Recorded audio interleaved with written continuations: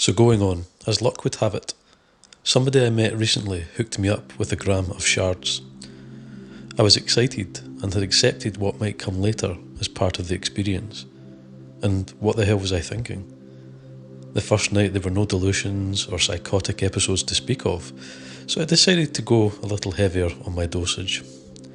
So to make a long story short, the gram lasted maybe 3 days. On the last day it happened, I started to see clear outlines of people everywhere. It went kind of like Predator when he goes invisible in the movie, and I knew this was a bad sign. Things started to get really weird. Liquid smoke was filling my whole vision, and I remember the outlined people were getting more vivid.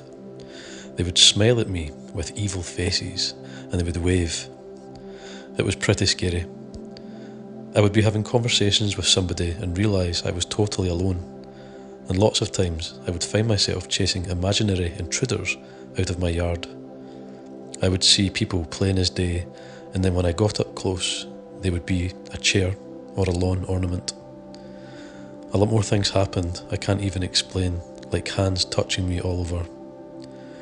It all went away, but at the time, it was a very traumatic experience. It felt like an intense Dramamine trip that wouldn't go away. And I'm telling you this to warn anybody who suffers from mental illness to be careful about what they put in their body. A short while ago, I started using meth regularly, simply because my town was dry of LSD, and meth is everywhere and cheap. I soon realised that I wasn't meant for all drugs either. I had used meth several times in the past, but never for days at a time. Well, one day, I tweaked as usual after doing around 2 lines and waited another 8 hours to do more to renew my high. The next 2 lines I did made me feel the usual tweak until about 4 hours into it, when I noticed things were glowing as if I was mildly hallucinating. I remember thinking to myself that this wasn't too strange because a lot of people I know had commented that they had mild hallucinations sometimes. So I ignored this and occupied myself by talking to my friends online. About an hour passed and I shut off the computer and I walked to get a drink. I looked over at my cats, who happened to be fighting. Sorry. And out of nowhere, they started shouting obscenities at each other.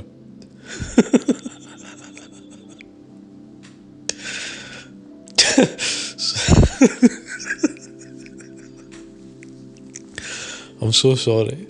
That's quite funny. Anyway, my face had a look of shock upon it as I realised that this wasn't something that happened to other people with such small amounts.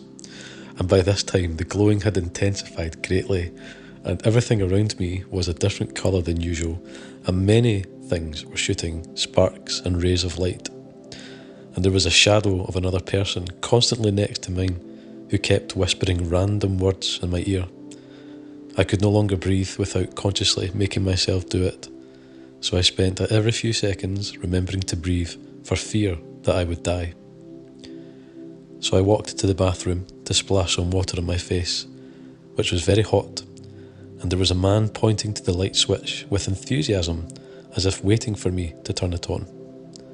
I couldn't even see myself in the mirror because it had turned white. I was worried, but I didn't panic because it didn't feel any different than when I was normally on meth. I was just hallucinating, and I continued to have many hallucinations that would take forever to list, and I'm becoming worried that I may end up schizophrenic when the drug wears off. And the only blessing in disguise I had was that when I realised I was unable to sleep for obvious reasons, I just stopped making myself breathe, and with a minute or two, I was unconscious. I considered the fact that doing this may kill me, but I figured that when I fell asleep, my body would return to breathing automatically, and thankful I was right. I was 19 years old and had moved to Los Angeles from Ohio, and drugs had ruined my experience out there. I had done so much speed that I lost my job and ran out of money, so I had to come home. When I got home, I got a job with a large corporate company, and was in my orientation looking through my benefits package for Adderall to see if it was covered. And it was. I immediately went to my physician and I told her I had difficulty concentrating. In all honesty, that's all it took, and she, being completely oblivious to the fact that I abused the drug, said she would give me some Adderall to see if it would help. Long story short, the dosages got higher and higher, and so did I. So here's what happened. I had been on a binge combining Adderall and meth for a few days. The Adderall were the 30 milligrams fast acting, and I had taken about half a bottle and at least 2 grams of meth. I had taken vacation time from work to binge on speed. I stayed in my apartment the whole time and didn't really talk to many people. I just busied myself with cleaning the whole apartment, playing my guitar and surfing the internet. And after 4 days I had to go back to work, and I still hadn't slept. I had the very last of my shit planned, taking on my lunch break to get through the day. Big mistake. And before my lunch break had even arrived that day, I crashed. I was at work in a huge room full of cubicles. As I was coming down, the paranoia began. I remember hearing people talk about me. I heard things like, "I think we should tell the boss about him." I thought they were calling security to have me arrested, and I was watching them go to the copy machine and the water cooler, etc., and I thought that they were rehearsing some sort of elaborate arrest plan. Crazy, I know, but true. They were all talking about me. They all had an agenda to get me fired.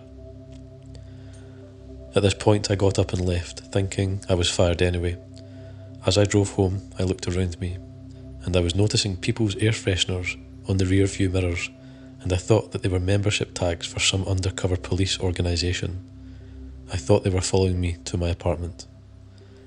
I went into the apartment and locked the door, but I was sure that people from my work were hidden throughout the apartment complex, just waiting for me to try and leave so they could jump out and arrest me. I paced around the apartment for hours, constantly looking out of the window and through the peephole in my front door. I thought my phones and my computer were tapped. This story may seem a little nuts, but I cannot explain the horror I felt that day. I actually called my mother and asked her to meet me at the local police station because I thought that I was about to be arrested, and I would need her to bail me out. And I was calling friends to see if they would house sit for me while I was in jail, saying things like, "I know they're listening on the phone. They think they're clever, but I know they are here." This was all the thoughts racing through my mind, and I genuinely thought the police were coming, and that people from my work had allied with my neighbours. I was petrified, and I was not the only one either. My mother and my friends all thought I needed to be committed. They thought something has happened that sent me over the edge. I peeked outside my apartment and saw one of my neighbours standing at the mailboxes at the end of the hall, and I was going to assault him because I thought he was in on the plan. Thankfully, I was too scared to do so. All of this because Adderall and meth. I had gone psychotic. I had been using crystal meth for about a year, and I had been injecting it for about 3 months. About a week before I got arrested and ended up in long-term rehab, I lost my mind and I had the most frightening experience of my life. So I was driving to see a friend. I was high as a kite and feeling good. I had just shot up right before I left my house, so everything was great. I was smoking a cigarette and I went to throw it out of my sunroof. About 5 minutes later, a whole bunch of ashes fell on me. It turned out the cigarette didn't go anywhere. It got stuck between the sunroof and the inside of the car. It was then that I lost it. I felt the ashes land on my arm and I immediately freaked out. I can't really explain what I felt. It was just fear. So I pulled over and began wiping myself off, and I felt the strong urge to wipe every piece of dust off the dashboard of my car. I had to have everything spotless. I felt afraid of dust and afraid of ashes and afraid of everything. And I eventually picked up my friend. I didn't tell him what happened because I was too embarrassed and I just wanted to let it go and forget about it. A few hours later, I dropped him off and I was parked in my car freaking out again. I saw things coming out of my skin and I couldn't get them to go away. I saw things coming out of the seat of my car It was almost like every surface had pores, and they were all exploding and threatening me. I was just so scared, and I didn't know what to do. I saw little black specks coming through my skin. I sat there and I squeezed and picked and tried so hard to get them out, but they just kept coming back. Every particle of dust I saw frightened the hell out of me. I would jump and almost scream whenever I saw any. I never want to feel that way again.